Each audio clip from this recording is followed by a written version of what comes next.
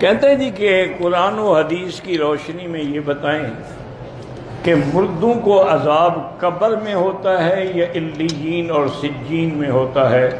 یہ کوئی نیا مسئلہ نہیں ہے، یہ بڑا پرانا مسئلہ ہے جس پہ آج تک اللہ کا شکر ہے کہ مولوی لڑ رہے ہیں اور لڑتے لڑتے ہی مر جائیں گے انشاءاللہ، کیونکہ سب میں شروع ہو سکتی ہے، مولوی میں نہیں ہو سکتی۔ انا للہ و انا الیہ راجعون۔ میرا بھائی گزارش یہ ہے کہ تم کیسے مانو گے؟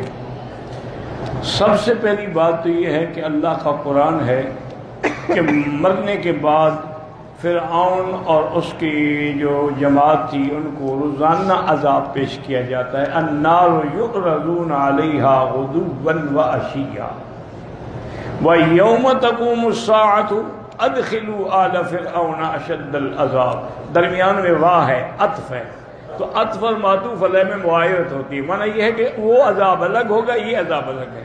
اس پہلے عذاب سے مراد قبر کا عذاب۔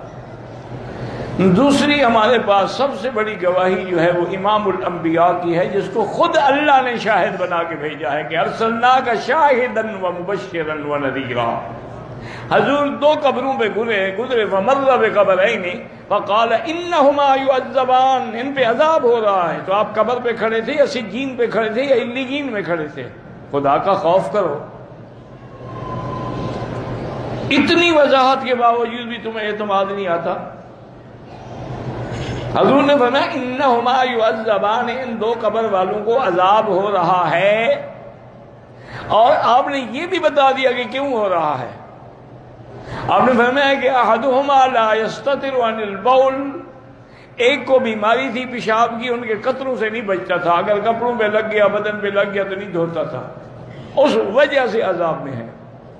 والآخر انہ یاتی بالنمیمہ، اور دوسرا جو ہے وہ چغل خور تھا۔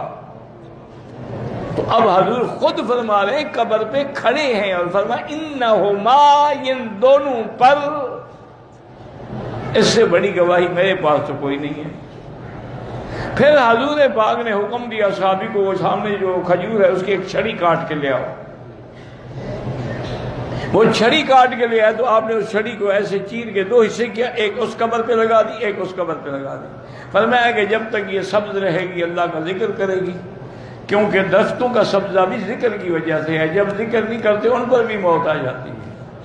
جیسے بندے کی زندگی بھی ذکر سے ہے، ذکر نہ کرے تو گویا وہ میت ہے۔ تو بہرحال اتنی بڑی دلیل کے بعد تمہیں اور پتہ نہیں کیا